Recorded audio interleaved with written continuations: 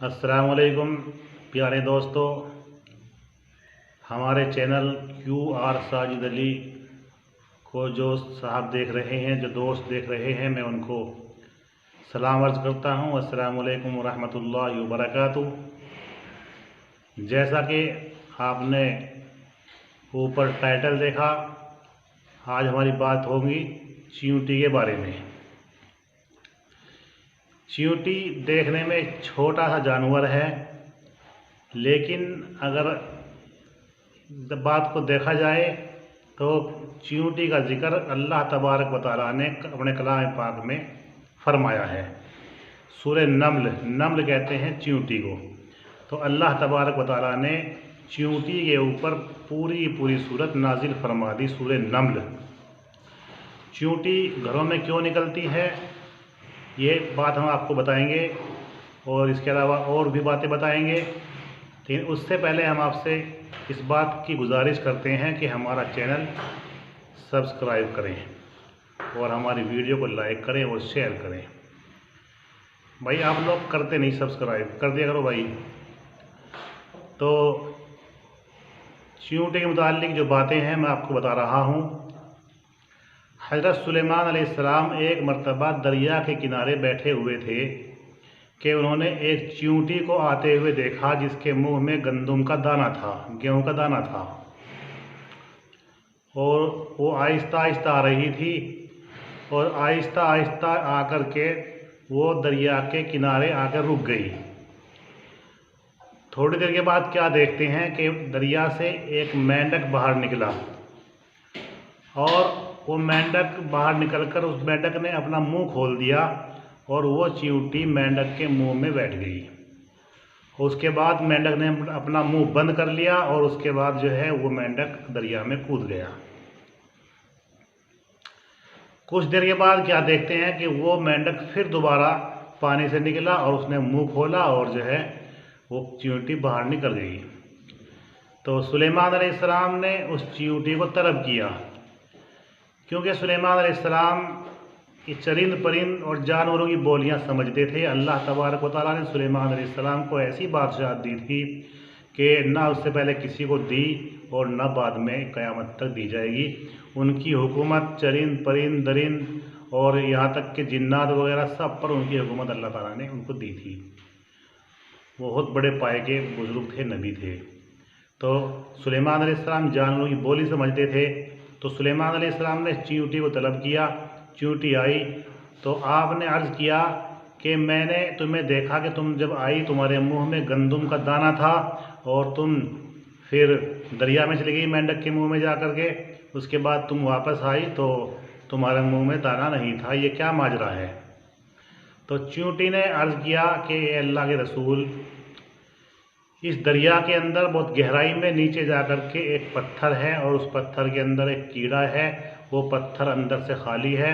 उस कीड़े के लिए मैं वो जो है खाना ले जा रही थी और ले जाती हूँ। अल्लाह पाक ने मुझे इस बात पर मामूर किया है, इस बात की मेरी ड्यूटी लगाई है कि मैं उस कीड़े को खाना पहुँचाऊँ, और इस मेंढक की भी ड्यूटी है।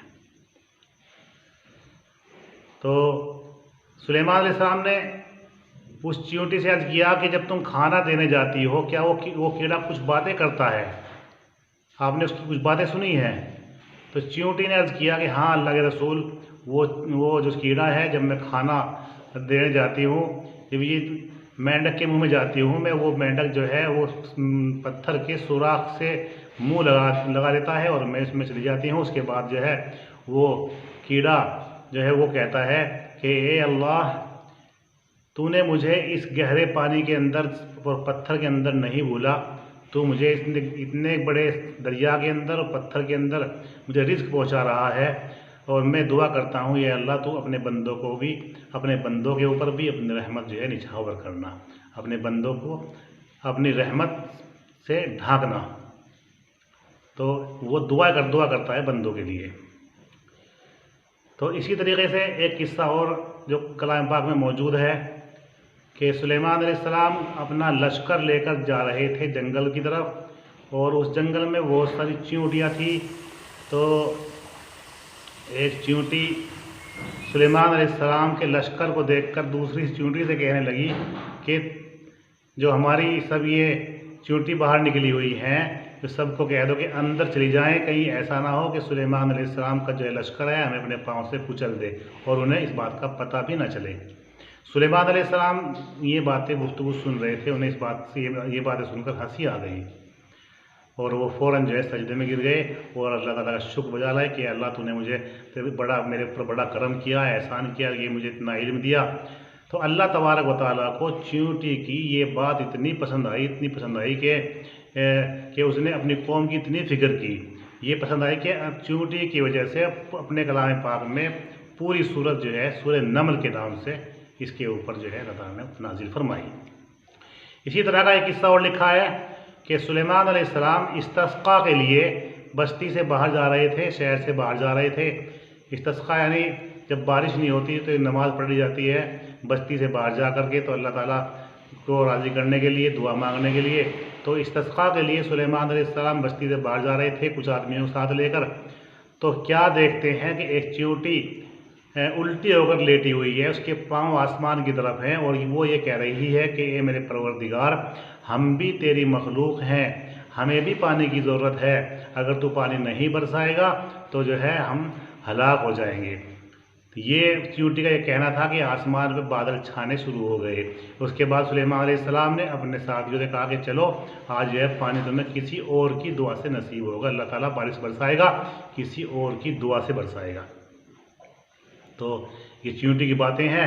अब आता है मसला कि घर में चींटी क्यों निकलती हैं, उससे क्या फ़ायदा है और क्यों निकलती हैं, किस वजह से निकलती हैं। घर में चींटी निकलती हैं इस बात की अलामत है कि आपके घर में रिज़्क़ की फरावानी है।